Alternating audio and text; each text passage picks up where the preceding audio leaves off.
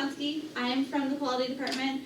Typically I have Corey Warden here as my super assistant with me, also from the quality department. He is working from home right now, so you just got me today. Good. So yes. That's okay. This has been like the coolest orientation so far. Is it just one-on-one? Absolutely. Okay, awesome, You're awesome. special. I also usually have a PowerPoint, but it's at my house because I've been working from home. So, I'll see what I can do from my memory here. So like I said, I'm from the quality department. Our quality department is made up of, Kara Jackson is our director. She has been with the hospital for, I want to say 7 years or something, a while. She was a nurse, or is a nurse, worked in OB. I think she worked in ED for a little bit, but she's worked in quality for several years, and has been our director for just over a year now. Okay, good. Yeah, exciting. And then next we have Kalpana. She actually works remotely, so she lives in California. Oh, okay. Her husband they used to live here in town, and her husband was a provider for us here. He was going on for more schooling, and now they're out in California. But yeah, she's been with us for 7 years as well, something like that, and it's just a wealth of knowledge. So even though she's from afar, we still talk to her daily, and it's like she's here, but she's not. So I've only met her once, actually. Is that how that works out? It is. And then we have Corey Warden. He, tall, redheaded dude. He has been at the hospital for something like I think he's 5 years coming up. And he started in lab, and now works in quality. He also teaches a phlebotomy class at the college. So he works really closely with lab and has students over there, so it's really cool. He sees his students all over the hospital, so that's fun. And then, we have Gabby, who's new to our department. I say new, but she's been with us since October, maybe. Okay. And she is a newer nurse, and she started in OB, and is now switched over to quality with us. And so we welcome her.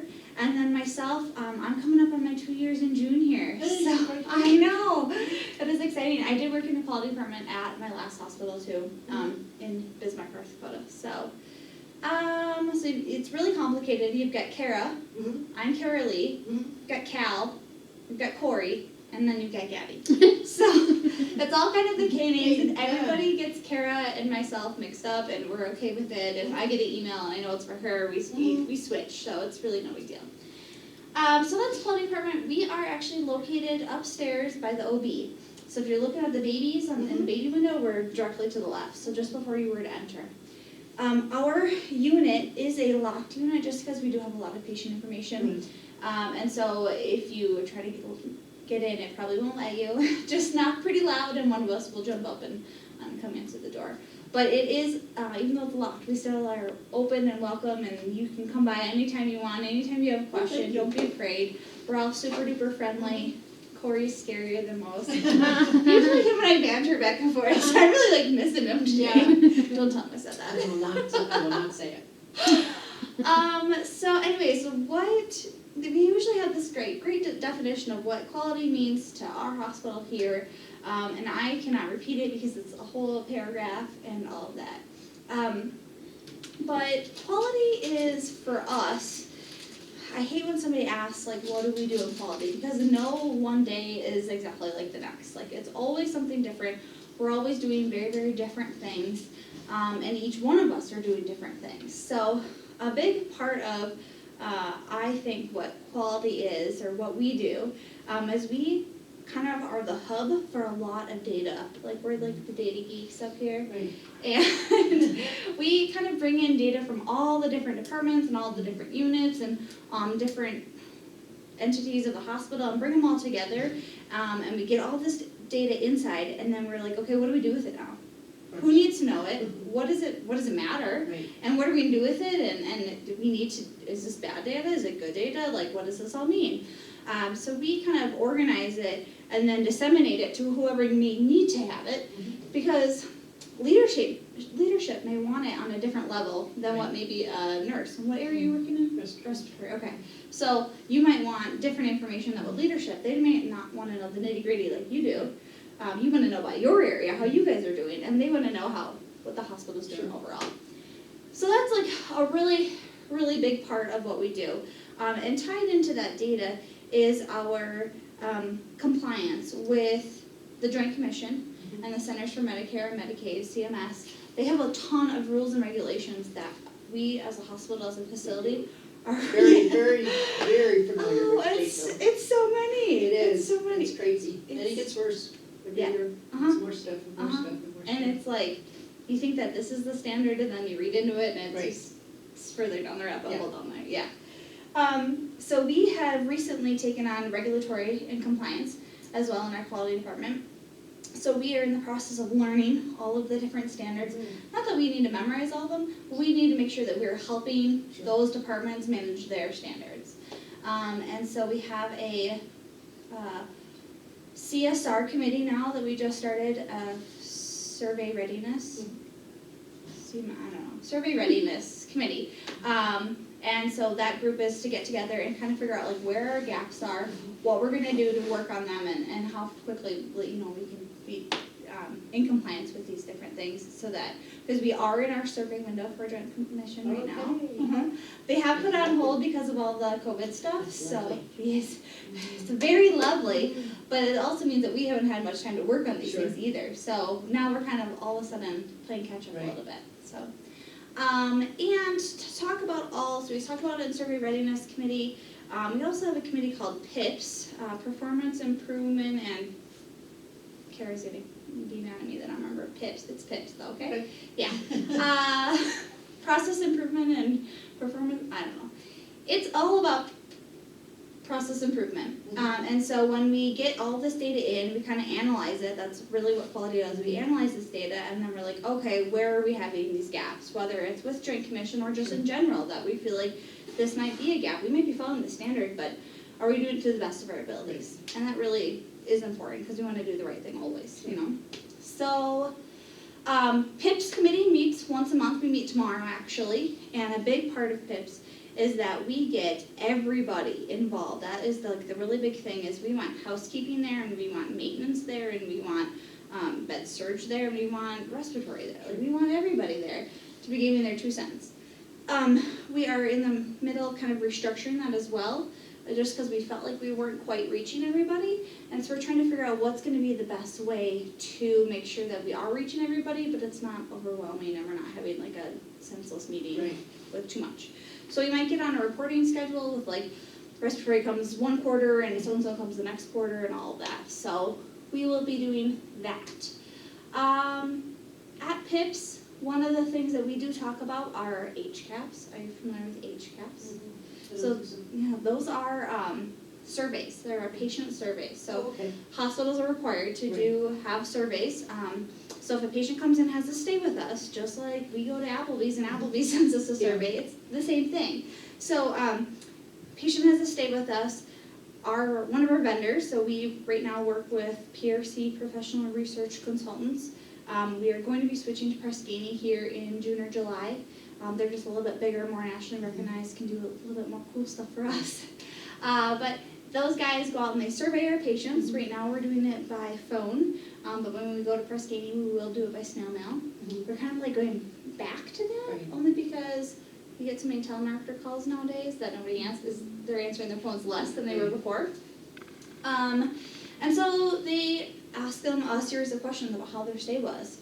And they rate them on a scale of usually it's always, usually, sometimes, or never. Do we always do that? Do we sometimes? Do we never? There's one other scale, but it's always like always, usually, sometimes, never. And with those choices, this HCAHPS survey, the really interesting thing about it is that they only care about the top box answer. So that's different than any other surveys usually, because they only care about the times that we did stuff always. So if somebody says that we did it sometimes, we're like, phew, they almost throw those ones out, and it's just the times that we did always. So it's a pretty high standard that they hold us to. And we try really, really hard to meet those. And we have been working really, really hard in the last year to raise our HCAHPS scores really across the board. We were trying to improve our overall quality of care score by 3 percentage points. I couldn't tell you as of right now. Prior to, I would say, February or March, that maybe first quarter of this year, last year to the first quarter of this year, we had made a lot of big improvements in areas where just, hearing positive things about the emergency department, I don't care what hospital you are nationwide, there's not many positive things that That's come out true. of the emergency department. But they've been doing really, really well, and so has our OB unit, has just been through the roof. I think things have changed a little bit with the COVID stuff. We knew things would be changing, and so it will be interesting to see what the future holds and Yeah. see how our Yeah. numbers go. But the OB actually had a party for all of their staff because did they have like the top score, the 90th percentile was blue, and they had so much in the blue. They had like one that wasn't in blue, and so they threw a blue party, and everything they had was blue. And I was like, that's so really- cool. That is cool. Yeah. So that's kind of our job too, is we round on a monthly basis with these HCAHPS data and any other information we might think is relevant or useful for them that month, and help share it and help explain it and help answer the questions, because how do we know? That was a big thing we were missing. We felt like, how do we know what we're supposed to be working on if we don't even know where we're at? Exactly. We were kind of expecting just these Right. parents, like, you guys are supposed to raise those numbers, and they're like, we don't even know what questions you're asking. Right. Like, that's not clear expectations for us or for them, Mhm. so. HCAHPS, the patient surveys, those are kind of like my baby. That's really what I'm Really? passionate about. Yeah, I'm like a really big people person, so anytime I can pull that aspect into Sure. it, I love it. That's good. I don't know, has anybody spoke about Plane Tree at all? Mhm. Okay, so Plane Tree. This also kind of ties into that with satisfaction, and if you have happy employees, then they want to be happy to take care of our patients. And I think the other thing about the surveys too that I want to point out, it is the patient's perception of their stay with us. So that's the big thing, it's their perception. So we might think that we're doing something, but the patient may have no idea the why behind it. Like, why are you asking me my name and my birthday again? I already gave it to you 13 times today. You know, if I say, for your safety, we're going to go ahead and ask this, you're like, oh, they're really worried about my safety. I think one of the big ones too is that we shut their doors, and they sometimes can feel isolated and alone. And instead, if I shut your door and say, hey, would you mind if I shut your door? I know it's been a little bit noisy out here at the nurse's station today. We really want you to rest and get better as soon as you can. So I'm going to close it so you get a little bit more. Wouldn't you Makes feel all really the cared difference for? in the world. Yeah. Yes, exactly. So just tweaking some of the things that we say so that they view it from a different way. They have a better perception of that. So HCAHPS surveys, do a lot of quality stuff. We do a lot of Joint Commission, CMS stuff. Through all of this process improvement, we are trying to adapt the lean methodology. Are you familiar with that at all? I'm not sure. Okay, that's Tell me. cool. Yeah. So lean is not an acronym, it really just means lean. So what is a way that we can improve something and have the least amount of waste, whether that's time or energy Sure. or resources, whatever it may be. It's definitely, we never mean bodies. No.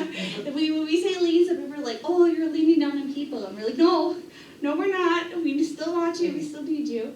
But somebody comes to us with, it's a really big monster.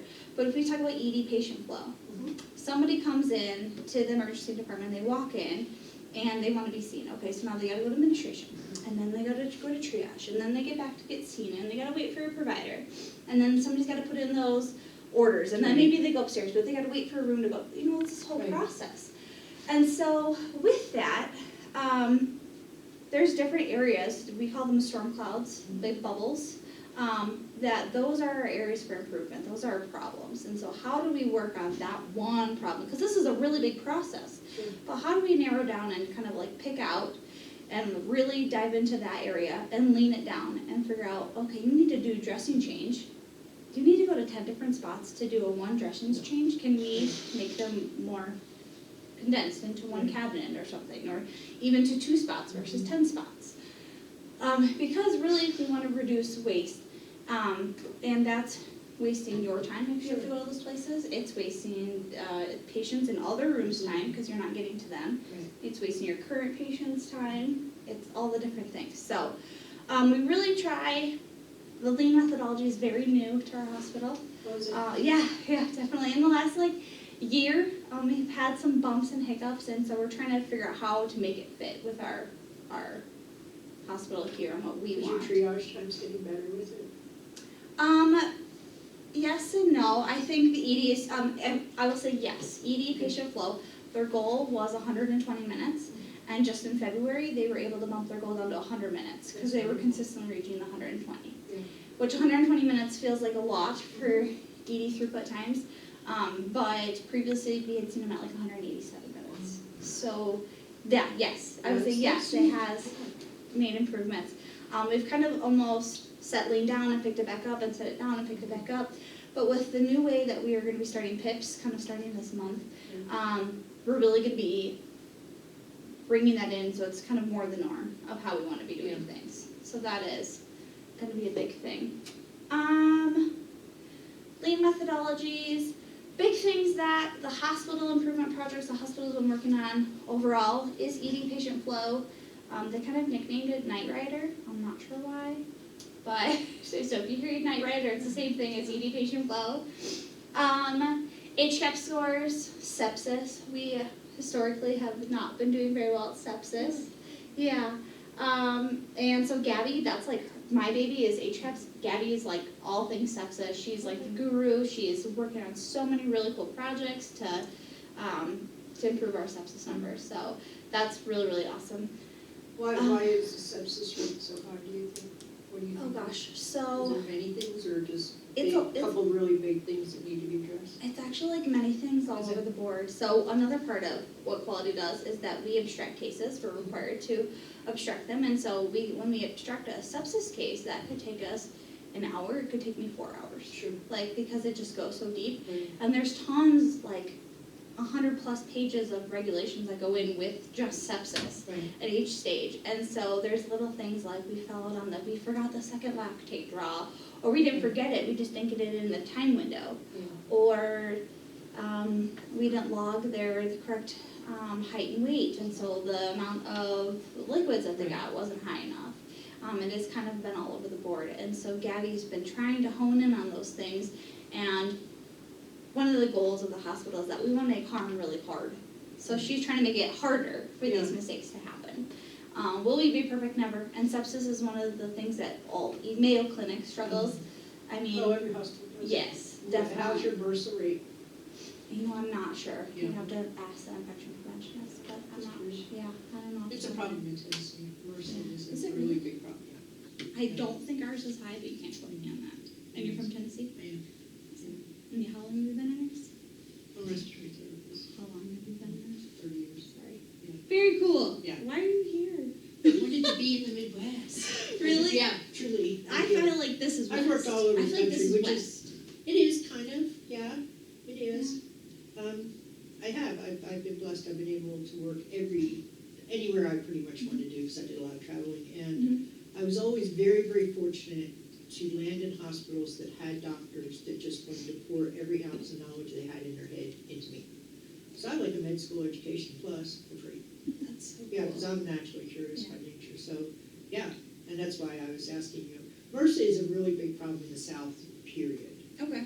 And their ability to reel it in. All the hospitals, we say they're dirty. And it's just a matter of what the levels are for the week that you're looking at the numbers. Mhm. So sepsis is your thing here. Yes. Is it? Sepsis is ours, I would say, definitely. We don't talk about MRSA like I don't we talk hear about it. sepsis. Mhm. Like, I think it's rare Yeah. for us. From what But I know. it's easier to fix those sepsises. Bringing your sepsis rates down, yeah. Because it's susceptible, you can treat it successfully, get people recover. MRSA, not so much, because there's not a whole lot you can do with it. See, I'm not a nurse. I have We're all no idea. learning. We are. That's what's so great. We are learning. Okay, so what else am I missing? So those are kind of our bigger projects. That's really cool stuff that you do, though. It really is. Yeah. It's fun. It's fun. The data stuff gets a little bit dry sometimes, but I love being like, okay, well, how do Right. we give it to you in a way that makes sense, and how Yeah. do you go ahead and turn around and Right. use it? And why should you care about it? That's Right. really like my thing. Nurses are like, cool. I'm gonna go take care of my patients. I'm like, okay, wait, but let's think Yeah. about how we should and Exactly. why we That's- should. You yeah. know? Yeah, That's- they are the important things. Yes, definitely. I feel like I'm missing some things, but I can't remember off the top of my head. We're across from OB. Your leaders are know us really well. We were in tons of meetings all over the hospital, so if you ever have questions, reach out to your leader. We work really well with them. Or you just can come knock on our door and ask us, send us an email, call us. We're okay with all the things. We're just always want to be a part of and kind of be a tool for everybody else, and we're just trying to be there and be the most supportive and helpful that can help make your guys' jobs easier for you. Thank you. So, yeah, for sure. Do you have questions? No, not at this point. If I do, I'll come talk to you. Okay, good. I We love utilize- it. I utilize I'm the everything only that's one there available. right now because everybody else is working from home. But come on up. I'm there.